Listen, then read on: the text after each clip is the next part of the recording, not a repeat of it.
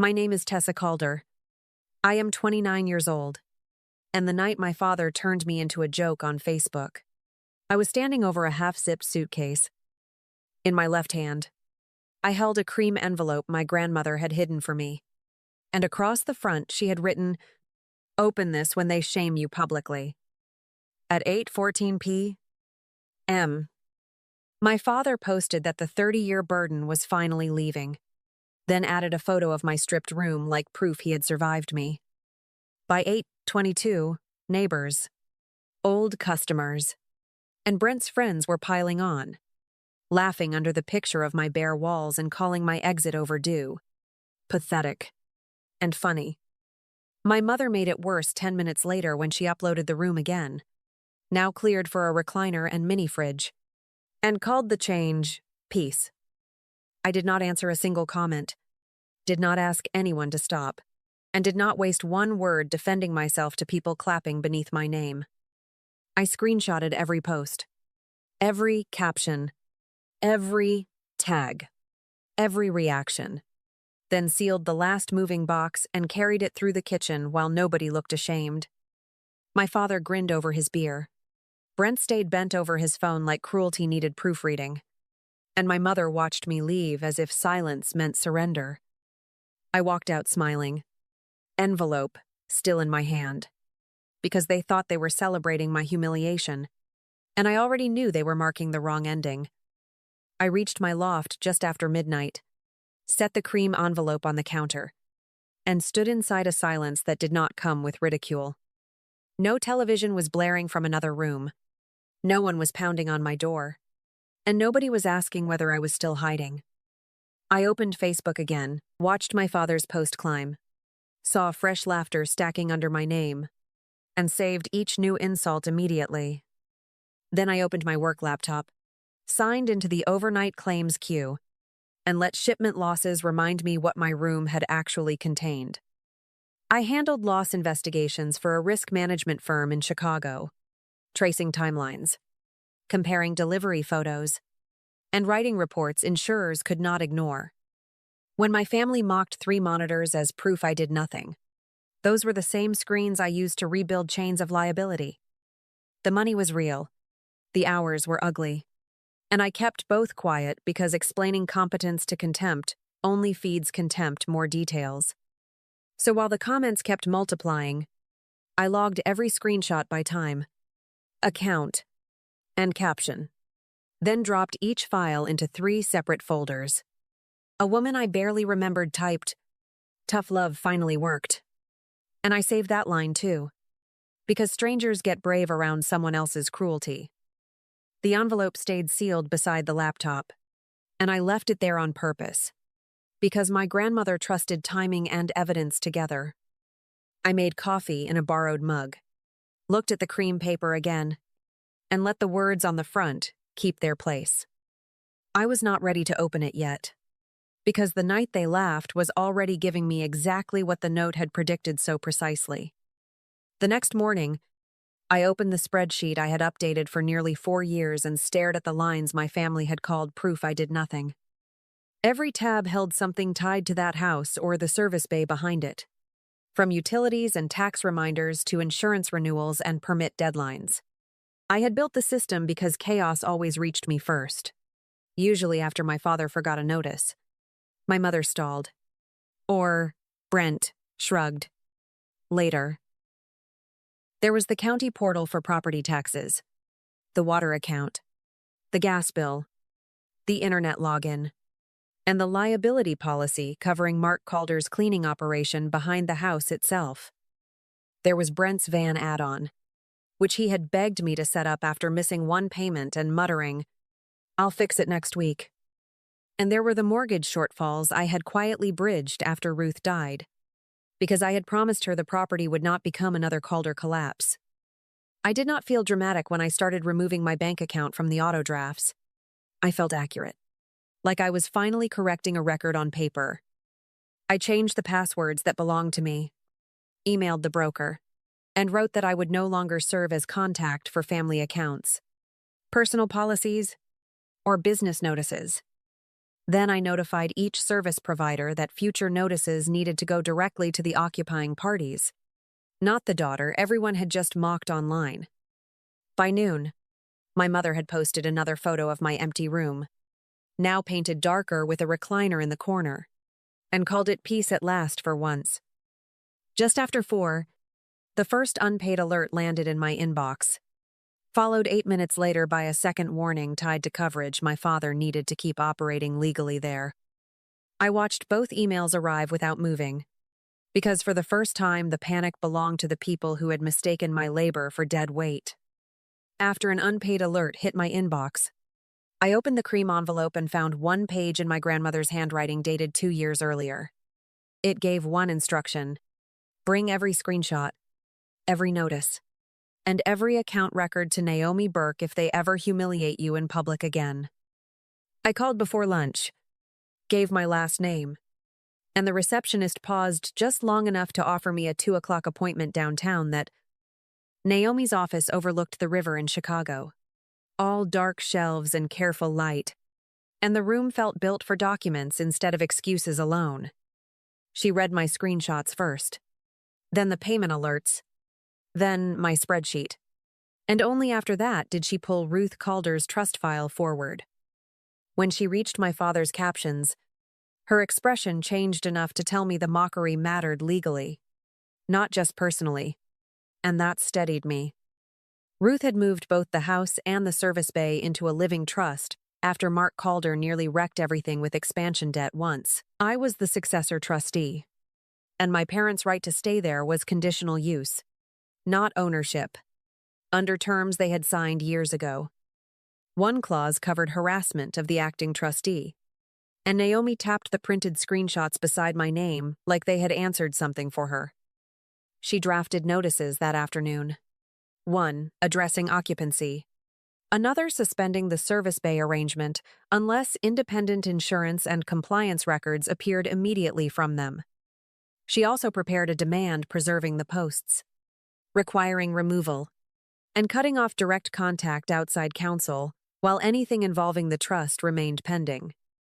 I signed where she indicated, watched my own name settle into legal authority, and realized the envelope had not warned me about pain only.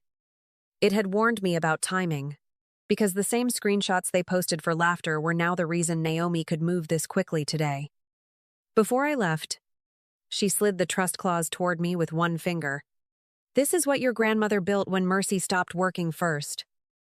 I folded the page back into the envelope, tucked it beside my screenshots, and walked out knowing the joke had already turned expensive for. The process server reached the house the next morning while I was reviewing a refrigerated freight claim, and my phone lit up before noon with my father's name. I let the first 4 calls ring through, watched Brent's texts stack underneath them, and saw my mother's message break apart into, "Call us now." Naomi forwarded proof of service 3 minutes later, and that timestamp felt cleaner than anything my family had posted about me the night before. My father's first voicemail sounded confused in a way I had never heard from him, because volume had always covered whatever he did not understand. Now he was asking why a lawyer claimed the house and service bay belonged to Ruth's trust, why occupancy terms existed, and why my name mattered. Brent came next with the kind of panic that still tried to sound aggressive. Typing, "What did you do?" Then, "You can't do this." My mother shifted faster than both of them, first pretending nobody knew, then calling the Facebook posts a joke, then sending, "We're family. Tessa." Sharon Pike waited until afternoon. Of course. And her voicemail arrived wrapped in concern, all soft edges and borrowed sorrow, asking whether this had gone too far. I deleted nothing, saved everything, and kept working while every message exposed the same thing my screenshots already had. That disrespect always calls itself misunderstanding once consequences arrive. At 2:17, another unpaid notice hit my inbox, followed by a broker email noting there was no confirmed contact for the service bay liability renewal. 15 minutes later, a comment vanished from my father's post after someone asked why the deadweight daughter seemed tied to trust paperwork. By dinner, the laughter had thinned, the posts had started disappearing, and the same house that had celebrated my exit was finally hearing what silence costs when the wrong person leaves. We met the following Monday in Naomi Burke's conference room, because I refused to walk back into that house and be handled like a daughter ever again.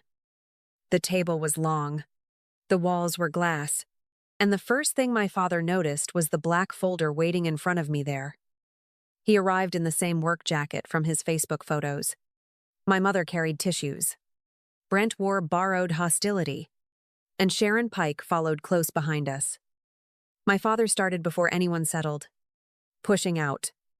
Whatever game this is, it stops today, as if the room still bent around his voice. I let him spend the first burst of anger, then slid the top page across the table, and his own post stared back at him for one full second. My mother flinched when the second page appeared, because her Peace at Last photo looked different on paper than it had on her phone. Brent tried to laugh, then saw his highlighted caption beneath the screenshot, and the sound died before it became anything solid in that polished room. Sharon leaned forward with her soft rescue tone, offering that families say terrible things when emotions run high, and Naomi's silence stopped her better than interruption. I kept moving through the stack until their jokes became dates, captions, usernames, and printed lines nobody could soften in adult air or black ink. Then I placed the spreadsheet summary between us with proof of tax payments, insurance renewals, utility balances, permit reminders, and liability coverage for the service bay. Brent went pale reading the van endorsement he had begged me to add, and my mother kept whispering, "I didn't know," like ignorance could reverse ink. My father stared at the numbers longer than he had stared at me in years, because columns forced him to face what volume never had. Naomi walked them through the trust without wasting language, explaining the house, the service bay, the occupancy terms, and the conditions they had signed. When she reached the harassment clause, my father snapped that Ruth would never have done this to him, and Naomi placed the notarized amendment beside his hand. The room changed then, because paper had replaced memory, and memory was the only thing they had ever used against me inside that family for years. Brent broke first, asking whether I had spent all those years secretly thinking I was better than everyone else in that house. I looked at his caption, his name, his account, then told him I had spent those years preventing collapse while they called me useless online.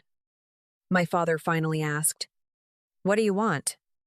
And I told him distance, compliance, removal of every copied post, and no more access beyond the trust or council. After the meeting, the calls changed shape instead of stopping, and that shift told me more than any apology ever could about what my family feared. My father stopped barking and started bargaining. My mother sent old recipes and blurry holiday photos, and Brent used a cousin to ask whether I could help temporarily. Sharon Pike left one last voicemail about grace, reputation, and how good families should never let paperwork outrun forgiveness when emotions have cooled. I answered none of them, because Naomi had already become the only door left open, and every message they sent simply confirmed why that boundary belonged there. The posts disappeared one by one, then the comments, then the shared screenshots they had once treated like entertainment, and nobody bothered pretending it was a misunderstanding anymore. Over the next 30 days, the move-out schedule held, the occupancy deadline stayed intact, and the service bay returned fully to trust control without another special arrangement. When I walked through the house after they were gone, the rooms sounded larger than I remembered, like contempt had been the loudest thing inside them. My old bedroom still held the recliner they had dragged in to celebrate my absence, and the leather looked smaller now that nobody was laughing around it. I stood there long enough to know I felt no urge to reclaim anything, only the clean finality of seeing a place survive without letting it keep me. I did not sell the house right away, because for the first time it felt less like a wound and more like a file that needed finishing properly. Naomi helped me clean the last trust paperwork, close loose obligations, and separate what Ruth had protected from everything my family had tried turning into noise. Once the accounts were settled, I sold a small adjacent parcel she had placed under the trust years earlier and let that money keep moving forward. I used part of the proceeds to create a training fund at a Chicago community college for adults changing careers later than everyone thought they should. It covered certification fees, short-term coursework, and practical support for women rebuilding working lives after years spent being dismissed, delayed, or quietly used. The first time I signed the paperwork, I looked at my own name on the page and heard my grandmother's envelope finishing what it had started. I never posted my side online, never wrote a long thread, and never needed strangers to vote on whether what happened inside that house was real. The recliner in my old room, the vanished Facebook posts, the emptied service bay, and the silence after every unanswered call had already said, enough. When people ask what changed, I think about that night, the cream envelope in my hand, and the simple truth that leaving did not make me smaller. Thank you for staying with me through this story. If any part of it felt close to your own life, I hope you find gentler rooms, steadier love, and the kind of peace that does not ask you to shrink. Stay close, and take care of your heart.